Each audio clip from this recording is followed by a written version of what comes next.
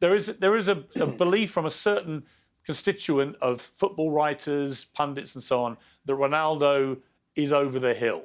I've countered this by saying, well, he scored a lot of goals in qualifying for a guy who's over the hill. When you look at him, do you think he's over the hill? No, definitely not. And one thing you don't do with world-class players like that is write them off. Now, was he poor the other night and were Portugal poor as a whole? Yes, I thought they both were.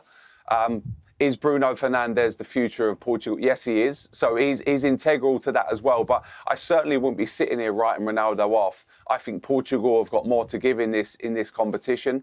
I think they'll go further. And I think Ronaldo plays a part in this. But I'm not obsessed with Ronaldo having to start. I'm not obsessed with him playing every minute of every game either. And I think Martinez is big enough and actually see something pre-tournament, saying that if he feels that he doesn't start, he doesn't start. And, again, Ronaldo's a wide player and a moment player. If you see him coming off the bench for 15, 20, 30 minutes of a game, you'd be petrified as a defender.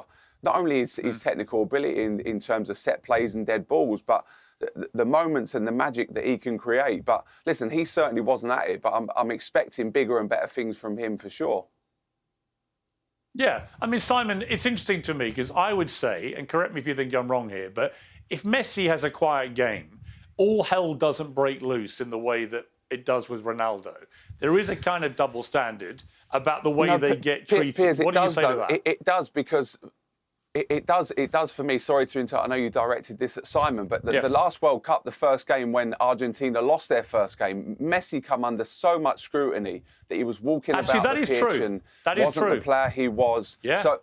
So again, I was doing TV at the time and I didn't write him off. You don't write these top players off. Ronaldo falls into that bracket. These two are world-class players and the best we've probably ever seen. So it goes with a territory, Piers. If you're the biggest players in the world, you get more scrutiny. And if you're not at it or across it or on it and you fall below the standards that people expect of you, and I think it's incorrect to expect Ronaldo to be at a standard that he's been at for years. He's 41 years of age. It's a practical impossibility.